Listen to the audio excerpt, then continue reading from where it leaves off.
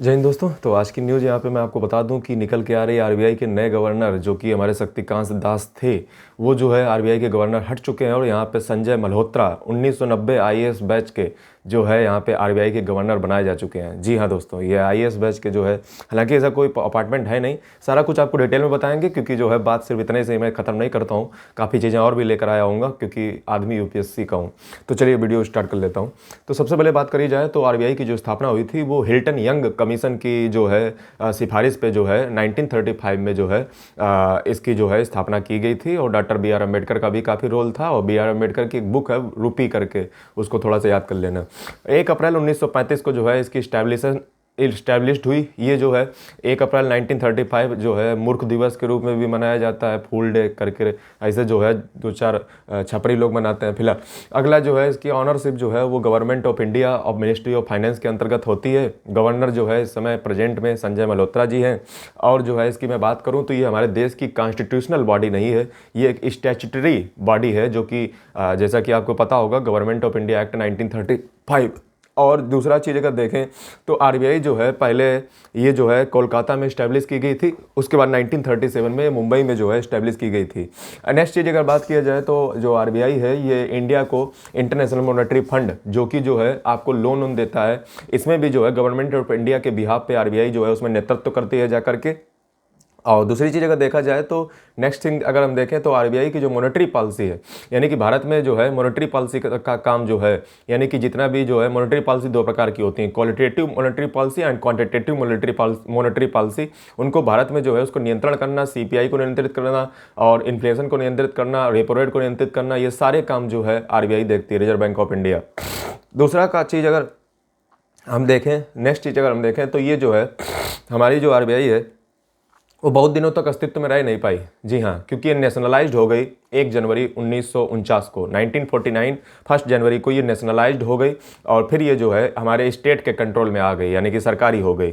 RBI को जो है अगर आपको पता होना चाहिए कि आरबीआई एक बैंक नहीं है। जी हाँ, बैंक वो होती है जो बैंक डिपॉजिट और विड्रॉल करे और जो है कुछ लोन वोन वगैरह जो है दे, लेकिन ये जो है कोई डिपॉजिट ना लेती है और ना ही जो है किस प्रकार का मतलब लेती देती है नहीं, डिपॉजिट करती नहीं है, इसलिए जो है ये बैंक नहीं है। ये बात आपको पता होनी चाहिए, टेक्निकल सेंस में मैं बात कर रहा हूँ। नेक्स्ट थिंग की अगर बात की जाए तो आरबीआई के 4 रीजनल रिप्रेजेंटेशन है पूरे भारत में। एक है नॉर्थ इन न्यू दिल्ली, और साउथ में बात करें तो चेन्नई, ईस्ट में बात करें तो कोलकाता, वेस्ट में बात करें तो मुंबई। नेक्स्ट चीज़ अगर हम बात किया जाए तो आरबीआई की प्रीएम्बल पढ़ने की कोई जरूरत है ही नहीं। आरबीआई ने जो है सबसे पहले शुरुआत में अगर देखा जाए तो इसने जो है एग्रीकल्चर इंडस्ट्री को बहुत ज़्यादा बढ़ावा दिया 1950 से 1960 के दशक में। आरबीआई जो है इसी 1950 से 1960 के दशक में आरबीआई का नेशनलाइजेशन हुआ बैंकिंग रेगुलेशन एक्ट 1949 के तहत। और जो है आरबीआई जो है वो गवर्न करती है आरबीआई एक्ट 1934 के तहत, आपको पता होना चाहिए। आरबीआई ने 1961 से 1968 तक जो है इस बात के लिए जो है अपनी बात रखी कि जो है जो बैंकों में पैसे लोग जमा करते हैं उनका जो है इंश्योरेंस होना चाहिए। जी हाँ, मैं आपको बता दूं डीआईसीजीसी एक्ट के तहत, शायद जहाँ तक मैं सही हूँ, आपको बता दूं कि डीआईसीजीसी है कि डीआईसीजीआई कुछ होगा, फिलहाल आप थोड़ा सा कंफर्म कर लीजिएगा, शायद डीआईसीजीसी है। तो इसके तहत अगर देखा जाए तो हमारे भारत में 5 लाख रुपए तक का जो पैसा आप बैंक में जमा करते हो वो इंश्योर होता है। इसकी बातें कब उठना स्टार्ट हो गई थी? 1961 से 1968 के दशक में। और नेक्स्ट थिंग की अगर बात की जाए तो 1969 से 1984 तक अगर मैं बात करूं तो 1969 में इंदिरा गांधी जी की सरकार ने जो है भारत में जो 14 यानी कि 14 मेजर कमर्शियल बैंक का जो है नेशनलाइजेशन कर दिया, राष्ट्रीयकरण बैंकों का कर दिया। जब वो दोबारा सत्ता में 1980 के दशक में आई, 1980 के दशक में आई, तो उन्होंने दोबारा जो है 6 और बैंकों का जो है उन्होंने नेशनलाइजेशन किया। और दूसरी चीज़ अगर देखा जाए तो जो है 1985 से 1990 तक जो है और ज़्यादा जो है सिक्योरिटी और थोड़ा सा लिबरलिज्म हुआ। नेशनल हाउसिंग बैंक भी जो है 1985 से 1990 के दशक में जो है इस्टेब्लिश की गई नेशनल। और नेक्स्ट चीज अगर हम बात करें तो 1991 से 1999 के दशक में हमारे देश में जो है आपको पता है कि हमारे पास जो है फॉरेक्स रिजर्व नहीं बचा था, जिसके कारण जो है हमारे देश जो है गरीबी में जो है लगभग मतलब जाने वाला था और बहुत इकोनॉमिक जो कंडीशन थी बहुत बेकार हो गई थी। उस समय सरकार थी पीवी नरसिम्हा राव और मनमोहन सिंह शायद जो है उस समय मनमोहन सिंह शायद जो है वो थे फाइनेंस मिनिस्टर। तो उस समय का देखा जाए तो हमारे देश में जो है 1991 में जैसा कि आप जानते हो एलपीजी की पॉलिसी जो है इंट्रोड्यूस की गई, यानी कि लिबरलाइजेशन, प्राइवेटाइजेशन, ग्लोबलाइजेशन, जिसके तहत जो है हमारे देश की जो करेंसी है उसको डिवैल्यूएट किया गया। देखिए एक होता है डिप्रिसिएशन। डिप्रिसिएशन का मतलब होता है किसी फॉरेन करेंसी के मुकाबले नेचुरली प्राकृतिक रूप से किसी भी करेंसी का गिरना। लेकिन जब कोई भी करेंसी को जानबूझ के गिराया जाता है तो उसको हम कहते हैं डिवैल्यूएशन। तो हमारे करेंसी का डिवैल्यूएशन किया गया 1991 में। आप लोग कहोगे कि डिवैल्यूएशन करने की जरूरत क्या, करेंसी को गिराना क्यों जरूरी है? करेंसी को गिराना इसलिए जरूरी है ताकि जो है अब हमारी करेंसी में अब हमारी जो चीज़ें हैं वो बहुत लोग कम पैसे दे करके खरीद सकते हैं, जिससे हमारे मार्केट में सर्कुलर फ्लो ऑफ मनी होगा, जिससे जो है एकदम मार्केट की जो एक्टिविटी है वो सारी दोबारा स्टार्ट हो जाएंगी। ये जो है कायदे कानून रहता है एलपीजी में, यानी कि लिबरलाइजेशन, प्राइवेटाइजेशन, ग्लोबलाइजेशन। जिसका मतलब ये होता है कि अगर जो है अपनी करेंसी की वैल्यू आप गिराओगे, पैसे की वैल्यू गिराओगे, तो इससे लोग ज़्यादा मार्केट में चीज़ें खरीद पाएंगे, जिससे जो है वेलोसिटी ऑफ मनी बढ़ पाएगी। ये है पूरा फंडा। दूसरा चीज़ देखा जाए तो कितनी करेंसी गिराई गई, तो यूएस डॉलर के अगर हम जो है रिलेशन में देखें तो 18% गिराई गई थी। और ये जो है अगर देखा जाए तो ये 1991 की पॉलिसी थी, ठीक है। जिसके बाद आपने देखा कि आज जो है एचडीएफसी बैंक, आईसीआईसी बैंक, ये सारी जो है प्राइवेटाइजेशन की जो है बदौलत आज हैं। दूसरा चीज़ अगर देखा जाए तो अगर 2016 में बात करें तो monetary policy agreement, monetary policy committee एक बनाई गई, जो कि जो है गवर्नमेंट ऑफ इंडिया और आरबीआई के बीच में एक एग्रीमेंट है, जिसके तहत जो है 2% से 6% के बीच में आरबीआई को जो है अपना जो ये क्या होता है इन्फ्लेशन रेट मेंटेन करके रखना है। अगर 2% से नीचे आ गया और अगर 6% के ऊपर चला गया तो आरबीआई जो है अगर 3 क्वार्टर में अगर ये बात हो जाती है तो आरबीआई जो है एक अपना पूरा पेपर तैयार करके सबमिट करेगी गवर्नमेंट के पास कि ऐसा क्यों हो रहा है, ये बात उनको बताएगी। क्योंकि किसी भी देश की इकोनॉमी को मजबूत बनाना बहुत जरूरी है। और आपको पता होना चाहिए कि आरबीआई को अभी हाल ही में हमारे देश की आरबीआई दुनिया की सबसे one of the best RBI reserve bank of India है, A+ ग्लोबल रेटिंग हमारी आरबीआई को मिली हुई है। क्योंकि जो है डिजिटल एरा में अगर बात की जाए, जहाँ पे एक तरफ अगर देखते हो कि बैंकें जो है एकदम मतलब उनकी खस्ता हाल है पूरे दुनिया के फाइनेंशियल सिस्टम की, लेकिन हमारा आरबीआई का जो मॉनेटरी सिस्टम है, जो हमारा सिस्टम है, उसको बहुत अच्छे से मेंटेन करके चल रही है। इसके पीछे कहीं ना कहीं जो है बहुत अच्छा तरीके से वर्क करती है हमारी आरबीआई। और आरबीआई जितना हमारा देश में डिजिटल इंफ्रास्ट्रक्चर है, डिजिटल पेमेंट इंडेक्स अगर देख लो आप चाहें तो जो है किसी भी क्षेत्र में उठा के देख लीजिए, इतना यूपीआई आज गली गली मोहल्ले में जो है ये सब कैसे हो पा रहा है? क्योंकि हमारा फाइनेंशियल सिस्टम बहुत एडवांस है और बहुत ही ज़्यादा जो है सिक्योर है, अच्छा फाइनेंशियल सिस्टम है। ये जो है आरबीआई की तारीफ करनी पड़ेगी। नेक्स्ट थिंग अगर बात किया जाए तो डिस्पाइट बर्मास यानी कि 1937 तक जो है ये हम लोग जो है म्यांमार को भी सर्व कर रहे थे। आरबीआई ने जो है म्यांमार को भी सर्व किया है, लेकिन 1937 के बाद जो है आरबीआई ने जो है उसको सर्व करना बंद कर दिया, क्योंकि उसको जो है जापान लोगों ने जो है ऑक्यूपाई कर लिया था। हमारी जो आरबीआई है जून 1948 तक पाकिस्तान का भी जो है पाकिस्तान को भी जो है चलाती थी, यानी कि ये जो है पाकिस्तान के लिए भी काम करती थी आरबीआई। नेक्स्ट थिंग की अगर बात किया जाए तो मैं आपको बता दूं कि आरबीआई का जो ऑर्गेनाइजेशन है वो कैसा होता है। तो आरबीआई में एक गवर्नर होता है और चार से ज़्यादा जो है डिप्टी गवर्नर नहीं हो सकते हैं। आरबीआई की अगर बात किया जाए तो 4 डायरेक्टर होते हैं, ठीक है, रीजनल बोर्ड को रिप्रेजेंट करने के लिए। 4 रीजनल बोर्ड अभी बताए थे, उन्हीं को रिप्रेजेंट करने के लिए। और उसके बाद जो है 2 यानी कि 2 जो है इकोनॉमिक अफेयर सेक्रेटरी होते हैं, फाइनेंशियल सर्विस सेक्रेटरी होते हैं, 10 अदर डायरेक्टर होते हैं फ्रॉम वेरियस फील्ड्स होते हैं। दूसरा चीज़ अगर बात किया जाए तो जो है B.R. बेनेगल, शायद जो है मैं खोले बैठा था, B.R. Rao sir B.R. Benegal Rama Rao, ये जो है लॉन्गेस्ट सर्विंग गवर्नर थे भारत के, यानी कि इन्होंने सबसे ज़्यादा भारत को गवर्न किया था। और हमारे देश के अगर पहले इंडियन की बात की जाए तो C.D. देशमुख थे। और अगर पहले गवर्नर की बात की जाए, चाहे वो देसी हो चाहे विदेशी हो, तो विदेशी थे सर ओसबोर्न स्मिथ, ठीक है। ये पहले गवर्नर थे आरबीआई के। और पहले देसी जो गवर्नर थे यानी कि अपने देश के थे, C.D. देशमुख थे। जो सबसे ज़्यादा सर्व जिन्होंने किया वह बेनेगल रामाराव थे। और अगर मनमोहन सिंह की बात की जाए तो ये 15 भारत के गवर्नर थे, जो कि आगे चल के प्राइम मिनिस्टर ऑफ इंडिया भी बने जा करके।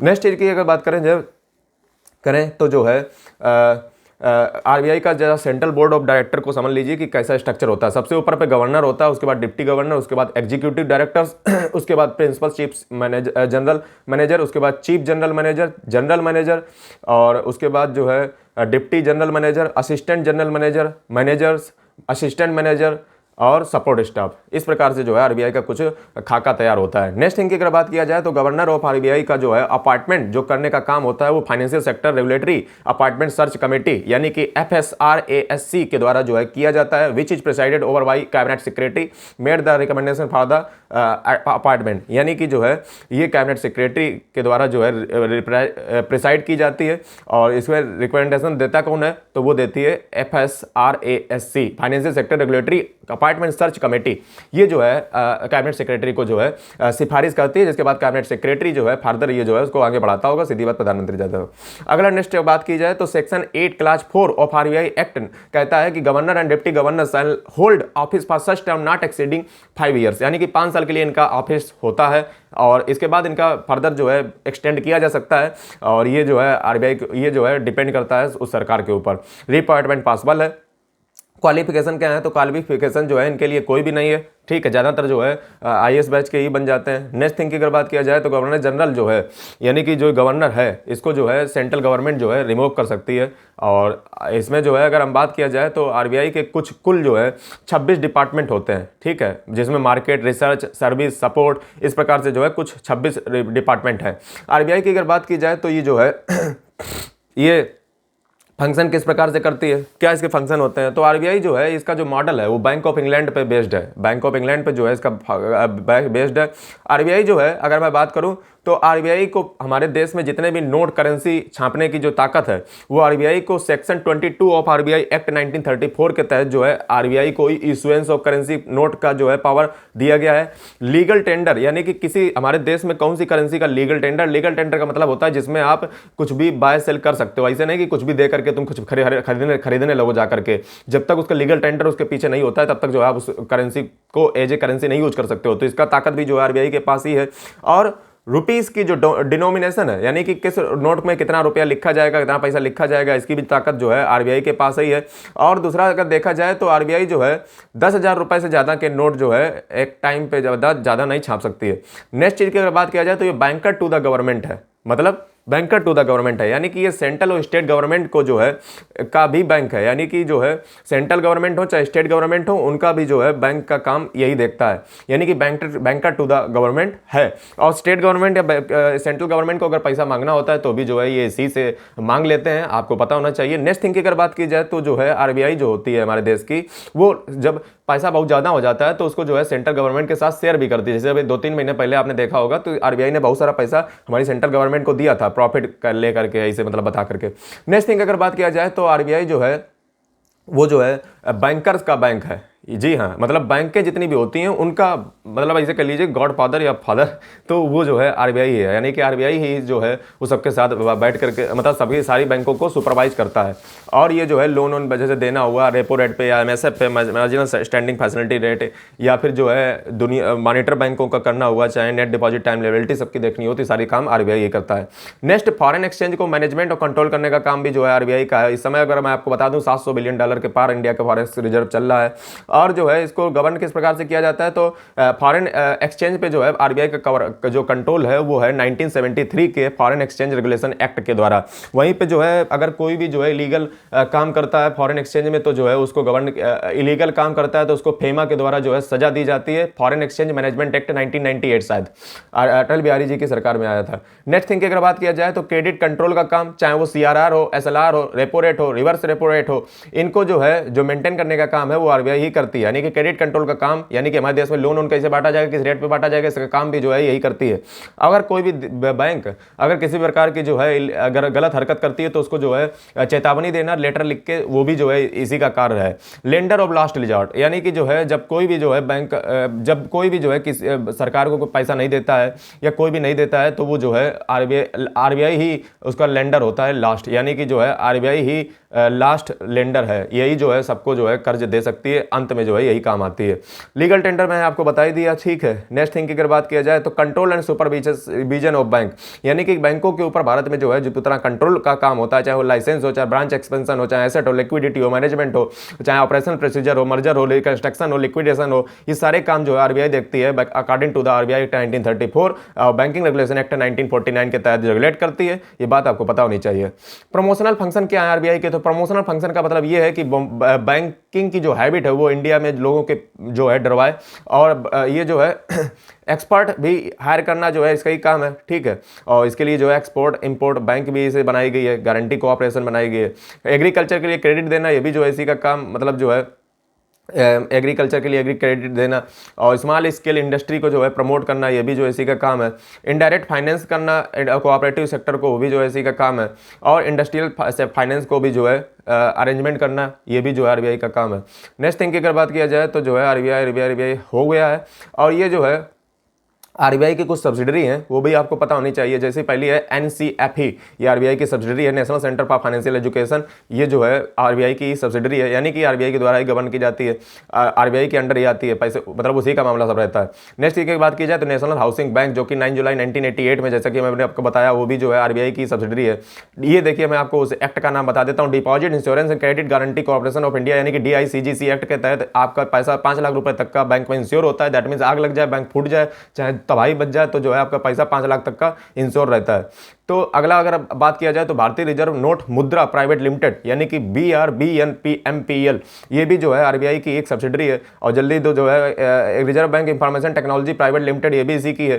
Indian financial technology and allied service, ये भी इसी की है। और रिजर्व बैंक इनोवेशन हब, जिसमें 100 करोड़ तक का जो है कंट्रीब्यूशन आप इनिशियल कैपिटल के द्वारा कर सकते हो, ये भी जो है आरबीआई के। फिलहाल जो है वीडियो को समाप्त करते हैं। और जो है ये आरबीआई के बारे में मैंने आपको 15 मिनट में इतनी सारी जानकारी बता दी। और फटाक से जो है अगर पसंद आया तो वीडियो को लाइक करें, चैनल को सब्सक्राइब करें, बेल आइकन को प्रेस कर दें। जल्दी मिलते हैं साथ, तब तक ले जाए वंदे मातरम।